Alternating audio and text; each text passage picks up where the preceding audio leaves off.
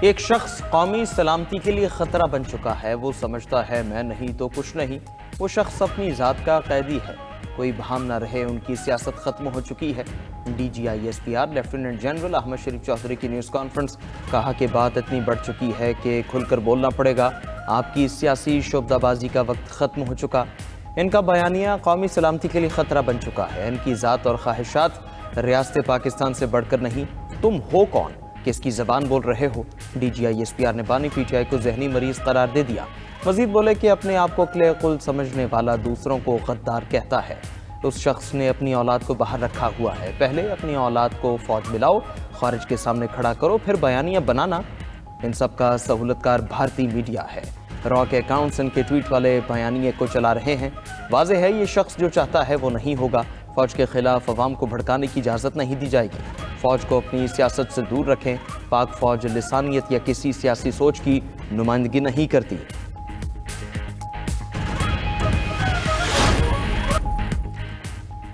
کس قانون کے تحت آپ ایک مجرم سے ملتے ہیں؟ وہ شخص تو فوج اور اس کی لیڈرشپ کے خلاف بیانیہ بناتا ہے۔ D G I S P R lieutenant general Ahmed Sharif Chaudhry نے کہا کہ عظمیٰ خان بھارتی میڈیا پر پی ٹی آئی کو حملہ کرنے کا کہہ رہی ہیں۔ آرٹیکل 19 کے تحت آزادی اظہار رائے کی اجازت ہے، مگر اس کی بھی کچھ قدغنے ہیں۔ آرٹیکل 19 آپ کو ملک، ریاست اور قومی سلامتی کے خلاف بات کرنے کی اجازت نہیں دیتا۔ تمہارے پاس ایک صوبے کی حکومت ہے، اس کے بارے میں بات کیوں نہیں کرتے؟ پاکستان کے اتنے ایشوز ہیں، ان پر بات کیوں نہیں کرتے؟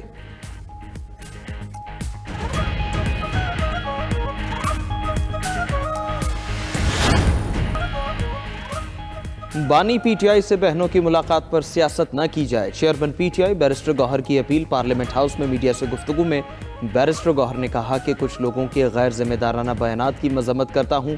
جذبات میں نہ آئے۔ صاحب اختیار سے عرض ہے بانی پی ٹی آئی کی بہنوں کی ملاقات نہ روکی جائے۔ بانی پی ٹی آئی سے ملاقات میں سیاسی بات ہوگی، وہ ملک کا پوچھیں گے تو ہم بتائیں گے۔ وزیر اعلیٰ خیبر پختونخوا سہیل آفریدی نے کہا وفاقی وزراء کی پریس کانفرنس غیر اخلاقی اور غیر قانونی تھی۔ بانی پی ٹی آئی کو قید تنہائی میں رکھنے کی مذمت کرتے ہیں۔ وفاقی وزراء کا رویہ عوام کو اشتعال دلانے کے مترادف ہے۔ خیبر پختونخوا حکومت کا 9 مئی کے مزید مقدمات ختم کرنے کا فیصلہ۔ محکمہ قانون نے 57 کیسز ختم کرنے کی سفارشات صوبائی کابینہ کو ارسال کر دی۔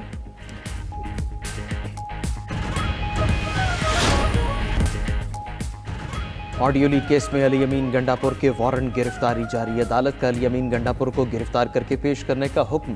علی امین گنڈاپور کی عدم دستیابی کے باعث فرد جرم کی کارروائی مؤخر۔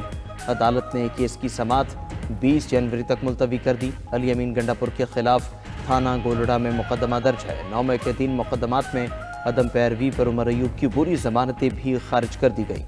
ادھر 9 مئی کے 6 مقدمات میں علیمہ خان اور عظمیٰ خان کی پوری ضمانت میں 16 جنوری تک توسیع۔ شاہ محمود قریشی، اسد عمر اور اعظم سواتی کو بھی عبوری ضمانت میں 16 جنوری تک توسیع مل گئی۔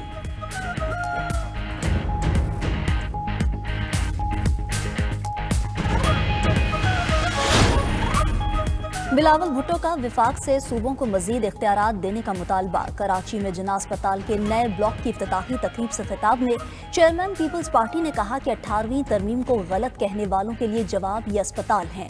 مالی وسائل صوبوں کو دینا غلطی نہیں۔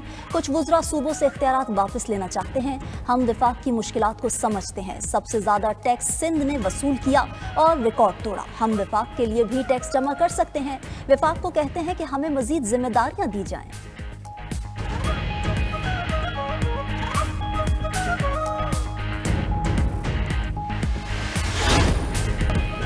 صدر مملکت آصف علی زرداری نے جسٹس ظفر احمد راجپوت کو سندھ ہائی کورٹ کا مستقل چیف جسٹس تعینات کر دیا۔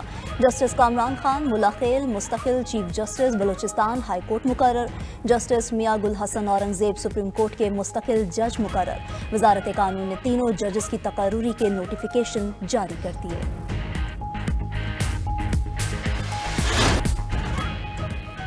مغربی کنارے میں اسرائیلی کارروائیوں سے 95,000 فلسطینی متاثر۔ اقوام متحدہ کے ادارے OCHA کا کہنا ہے رواں سال مقبوضہ مغربی کنارے میں غیر قانونی آباد کاروں نے 1680 حملے کیے۔ اسرائیلی آباد کاروں کے حملوں سے 227 فلسطینی شہید ہوئے۔ اسرائیلی فوج پر فلسطینیوں کی جاسوسی کا الزام۔ آئرش انسانی حقوق کی تنظیم نے اسرائیلی فوج کے خلاف تحقیقات کا مطالبہ کر دیا۔ غیر ملکی میڈیا کے مطابق صہیونی فوج نے غیر قانونی طور پر فلسطینیوں کی ڈیٹا پروسیسنگ کی۔ فلسطینیوں کی فون کالز اور ذاتی معلومات مائکروسافٹ کلاؤڈ سروس سے لیا گیا۔ ڈیٹا کو صہیونی فوج نے جنگی جرائم اور نسل کشی کے لیے استعمال کیا۔ ادھر اسرائیل نے 2026 کا دفاعی بجٹ $34 ارب مقرر کر دیا۔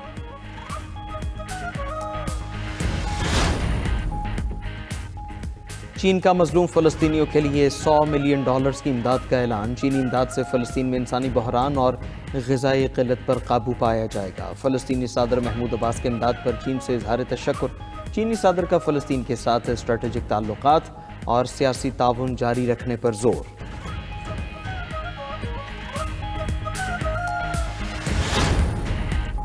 فٹ بال کی عالمی گورننگ باڈی فیفا نے امریکی صدر کو امن انعام سے نواز دیا۔ امریکی صدر ڈونلڈ ٹرمپ کا فیفا ایوارڈز کی تقریب سے خطاب۔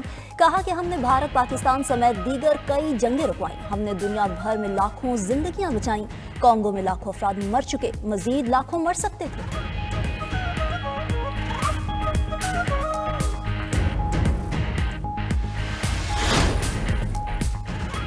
امریکہ کا مغربی نصف کرہ میں بڑی فوجی موجودگی جاری رکھنے کا فیصلہ۔ وائٹ ہاؤس نے امریکی قومی سلامتی کی حکمت عملی جاری کر دی۔ مغربی نصف کرہ میں وینزویلا، کولمبیا، پاناما شامل، ایکواڈور، کینیڈا، میکسیکو سمیت دیگر ممالک بھی اسی خطے میں واقع ہیں۔ ادھر امریکہ نے یورپ سے نیٹو کی دفاعی صلاحیتوں کا زیادہ تر بوجھ اٹھانے کا مطالبہ کر دیا۔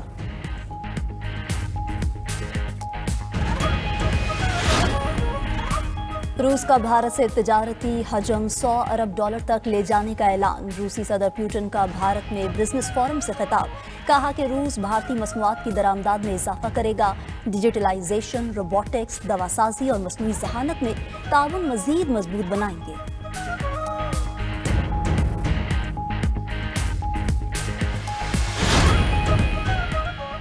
یوکرین کا پہلی بار روس میں 1500 کلومیٹر اندر جا کر حملہ۔ یوکرین کے ڈرون حملے میں روسی سرکاری عمارت میں آگ لگ گئی۔ غیر ملکی میڈیا کے مطابق یوکرین نے پہلی بار روس کے اندر اتنے دور علاقے کو نشانہ بنایا۔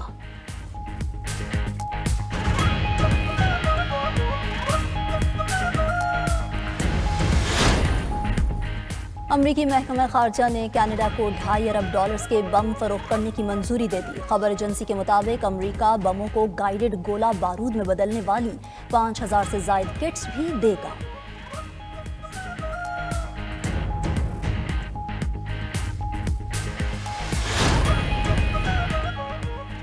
برازیل کے ساؤ پولو ایئرپورٹ پر طیارے میں خوفناک آگ بھڑک اٹھی۔ کارگو کیبن میں بھڑکنے والی آگ نے پورے طیارے کو لپیٹ میں لے لیا۔ طیارے میں سوار 180 افراد کو بحفاظت اتار لیا گیا۔